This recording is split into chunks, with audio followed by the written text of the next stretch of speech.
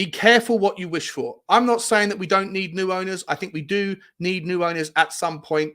But if we're going to talk about this, if we want Levy out, if you guys want Levy out as much as you do, you should at least know the sorts of options that are available and the consequences of going down any particular path.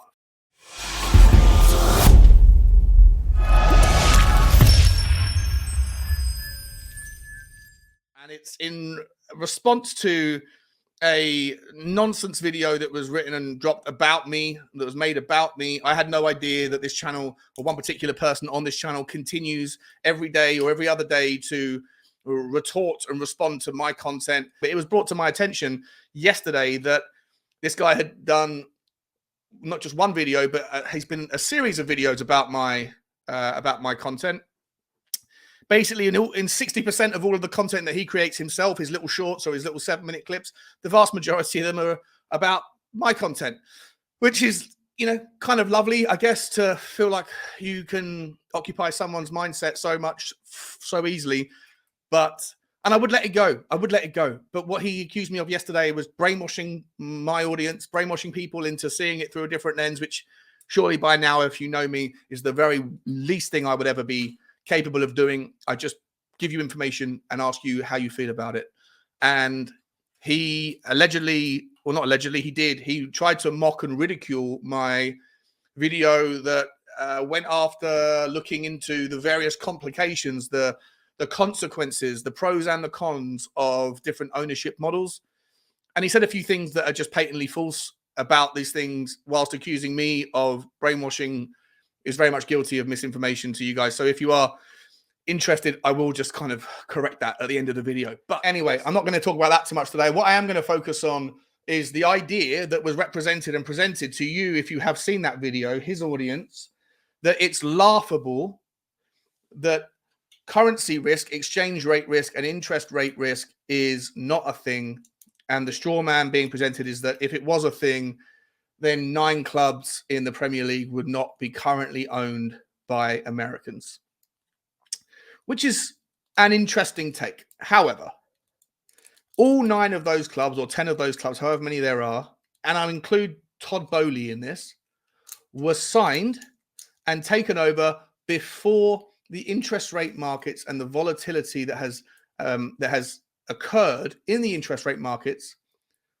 The change that happened in that regard that started in about May or June of last year, and that has continued to increase, continued to impact businesses in America and around the world with an incredible velocity. And I'm going to talk you through a little bit of reasons why right now. So this is White and Case. This is a law firm, a think tank that deals with all sorts of things about debt financing, mergers, acquisitions. They're a corporate law firm, but they're also considered a think tank, one of the best, right? So let's have a look at this. This article came out in August of 2022, so about 6 months ago. And it's very pertinent to the idea of American ownership coming into the Premier League, because they're talking about leveraged finance markets, which is exactly the sort of thing that Tottenham Hotspur would be getting involved in, getting on board with, if they were to sell to US third-party leverage debt or any other type of debt markets. The sorts of things that Burnley has in place right now, the sorts of things that Todd Boehly has in place right now, which we'll talk about in a second, the sort of things that the Glazers and the FSGs use. There is a reason, guys, why FSG wants out of Liverpool, why they put them up for sale. There is a reason why the Glazers want out of Manchester United. And it's not because they've got bored of milking the cash cow that they've made so much money from over the last 25 years in the case of the Glazers, or 15 years in the case of FSG. It's because the economic environment has changed. So when people that teach 8-year-olds how to kick a football tell you that experts in finance don't know what they're talking about, and they're filling you with misinformation whilst accusing me of brainwashing you, you should be paying attention, listening to the bias that exists in the entrenchment of those views, because they're not really doing you a service if they're trying to bring you to a point where you can make your own mind up on what is the best future style of ownership for Tottenham Hotspur. Let's go through this. Inflation and increasing interest rates reshaped US leveraged finance markets. lenders and borrowers in the US leveraged finance markets have had to recalibrate pricing and issuance volume expectations in 2022 in the face of rising inflation and interest rates.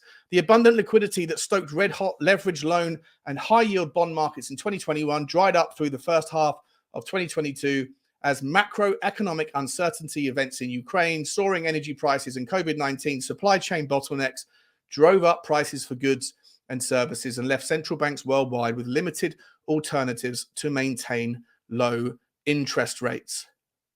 Inflation, goods rising by 8.5% in March, blah, blah, blah, blah, blah. Let me skip through this bit here. And I want to take you to a couple of examples of companies that are participating in debt markets in this environment.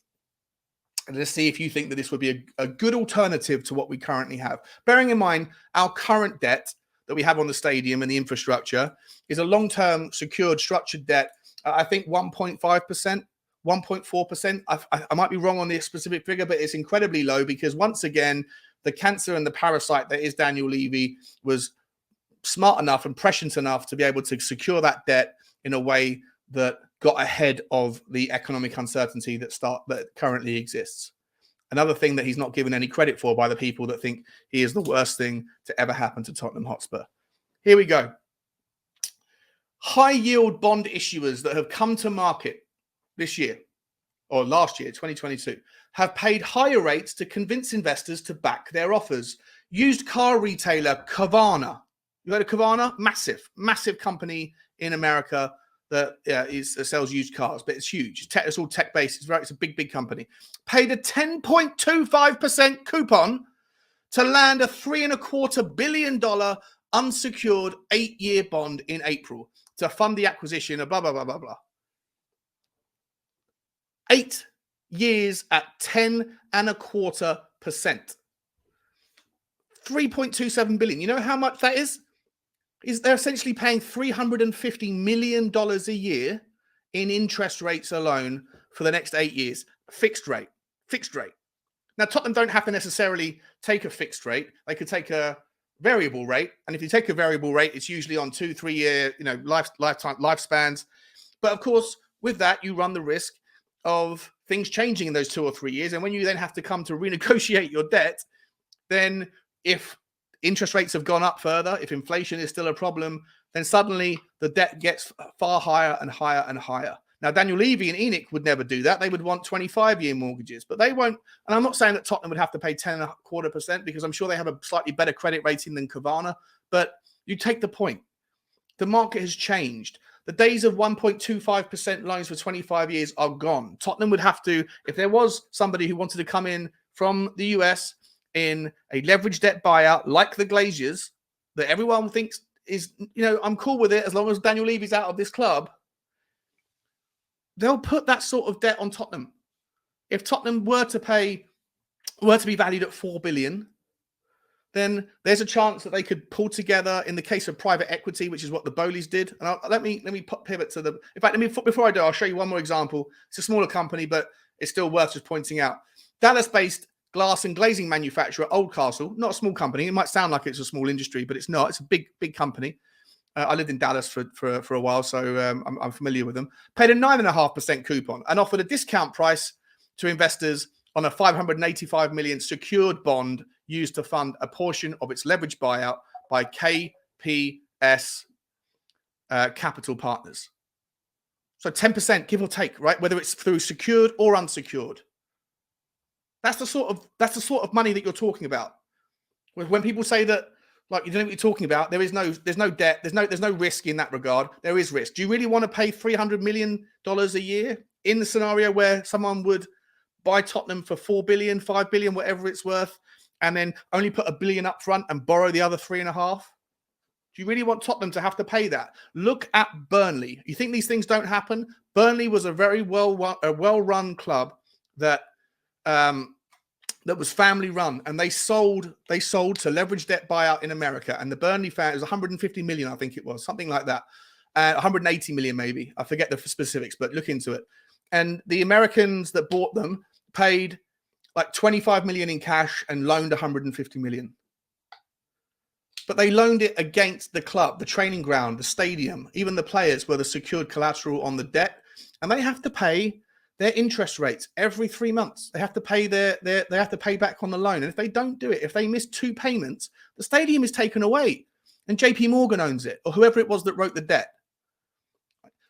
Just because you want Daniel Levy out does not, and that's fine, by the way. I'm with you. I'm not part of the Levy out movement because it's based on resentment, but I am at the point where I think that it's time to see if there's new owners that can come in and take us to the next level. But the reason why I ask these questions, the reason why I give you this information is because there is no clear path to financial freedom where we can spend and not have any particular risk in the financial space if you go that way. That's the reason why the Middle Eastern money comes in, because they don't have the debt prerogative. They have money that can be pulled out of the ground. But if you go down that path, then there is the sports washing thing. It's not unreasonable to bring it up. It's just pick your poison. I stand by it. And I think that this is another example of why it's important to know what you're getting into bed with. If you think that that's not the case, let me bring to you Todd Boehly. Todd Boehly brought you the last American buyer to come into Chelsea. Now, this even happened before the interest rate rises that happened in America. The interest rate rises happened in, I think it was May, June, July, and September, I think. And it's gone from 1.5% to 4.5% or nearly 5%, I think now. I might be wrong on the specifics, but you take my point. It's gone up. It's gone up a hell of a long way in the last 6 months. And it will continue to go up if inflation continues to go up. Here's the deal. From Forbes magazine, a big challenge for Chelsea's FC's new owners, an investment group led by Todd Boehly and Clearlake Capital, was how they would be able to keep the English soccer team among the best in the world after paying $3.1 billion to acquire it. For what it's worth, whilst Forbes says $3.1 billion, there's a whole bunch of other very reputable financial journals that some of them think it's 3 billion, and then some of them think it's anywhere as high as 4.5 billion, which is why on the stream that I did the other day, that the video I did the other day, I did mention it could be anywhere from 3 to 4.5 billion, and that Tottenham are, slightly better, but around the same sort of thing. They paid for 3.1 billion to acquire it, but as part of their bid, they promised to invest another 2.16 billion, which would include an upgrade to the team's home at Stamford Bridge. Another example, not for the purposes of this particular video, but remember that Daniel Levy gets criticized a hell of a lot for spending for having a £400 million project or dollar project for the stadium that became a $1 billion, a 1.5%, 150% overspend on the stadium. And he was criticized for that, even though if you understand the economics at the time, there was a commodities boom that completely unraveled any plans. But it also forced even Roman Abramovich to pull out of rebuilding their stadium. If Tottenham wanted to build their stadium today, it wouldn't cost 1 billion. It would cost 2.5 billion. Similar to that of Stamford Bridge. That 2.16 billion, maybe not all of it is for the stadium, but about 2 billion of it is. It's important to remember that Daniel Levy, once again, was prudent, maybe a little bit fortuitous, but in my opinion, I think the guy knows his stuff that well in the economic side of things that he foresees economic situations changing and gets ahead of the curve as best he can. And whilst it might have cost him 600 million more than it should have done, Chelsea's stadium is going to cost them an absolute fortune. Let's find out how they finance it. Chelsea's owners are reportedly borrowing 950 million, consisting roughly of 357 million revolving credit facility and 595 million term loan, $1 million term loan. So the $595 million term loan might be at 10 years, it might be 20 years. I don't know the details of it, the specifics of it. I haven't been able to find them. But that will be at a certain interest rate. It won't be at the 1.5% that Tottenham got theirs. It might be at 2.5% or maybe 3% because the economics at the time that the market still hadn't moved quite as violently as it had. But let's say, for argument's sake, that 600 million is at 3%, then that's $18 million a year in interest that they'll have to pay. The 357 million revolving credit facility is essentially, for those who don't know, is like a credit card where you can pay some back early, you can loan from it, you can take more from it, you can pay it back, you can then draw from it again, essentially like a credit line, like a credit card. And with that comes the insecurity and the uncertainty on the lender as to what their cash flow is going to be. And so for that, they pay a higher rate, not credit card rates, but certainly 6-7%.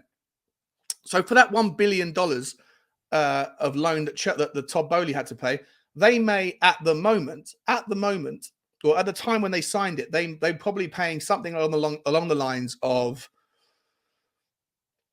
let's say, for argument's sake, $50 million a year or $45 million a year in credit, just on the $1 billion when they signed it. But all of those term loans will change. And if they were trying to negotiate those term loans right now, it would be 3 times higher because the rates are 3 or 4 times higher. So there's a reason why, again, FSG want out. There's a reason why the Glaziers want out. And it's not because they're bored of making money. It's because making money is incredibly more difficult when you're structured and leveraged on debt. So when people who coach 8-year-olds how to play football tell you that people like me don't know what I'm talking about, I don't know what to say. I hope I've made the point, guys. We can go into this in more detail. On another video, I'll go into more detail on the risks of privacy and the Chinese ownership. Let me know if you are interested in this sort of content. I hope that it can, educate or at least illuminate to you the consequences of new ownership that lavishes debt upon the facilities at Tottenham Hotspur. In a market where interest rates are incredibly high, it becomes incredibly expensive to service the debt. And that money would be coming from you. It would be coming from the ticket prices, the beer sales, the shirt sales. It would be coming from the season tickets. And it would be coming from the pool of money that was available to buy new players. Be careful what you wish for. I'm not saying that we don't need new owners. I think we do need new owners at some point. But if we're going to talk about this, if we want Levy out, if you guys want Levy out as much as you do, you should at least know the sorts of options that are available and the consequences of going down any particular path. For me, for what it's worth, I would probably imagine that the best path for new investment probably is something in the oil, the Middle Eastern area, because I feel like that doesn't have the debt and that doesn't jeopardize the sustainability. And as far as any kind of moral conversation, well, that's something that's down to the individual. Personally, I take the point that the British governments of the world, the American governments, all those people that have gone before us have done just as many atrocities around the world as anybody else. For what it's worth, I guess you would call me a libertarian in terms of political alignment. I want as little government as possible getting involved in the lives of ordinary people. And so on that basis, for me personally, I'd probably lean myself into that kind of Middle Eastern money more than any of the other options. But it's up to you. We'll talk about it more. Let me know, guys, if you think this is interesting. If it's not, I'll stop doing it and just talk about transfers every day. I hope I haven't lost your interest. I know it's a long video. Like, share, and subscribe. And as always, guys, bye.